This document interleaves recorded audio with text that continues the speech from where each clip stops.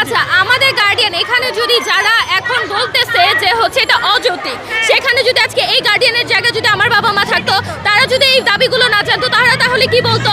আমাদের বিরুদ্ধে যে বলতো এগুলো অযৌক্তিক, কিন্তু তারা তো এখনো ক্লিয়ার জানে না কেমন প্রতিষ্ঠান, কেমন অধ্যক্ষ, কেমন মহোদয় যে স্টুডেন্টের বাবা মাকে সহ ব্রেন ওয়াশ করা হয়। এটা আমার দাবি, এটা আমার কথা, এটা আমি এই উত্তরটা চাচ্ছি।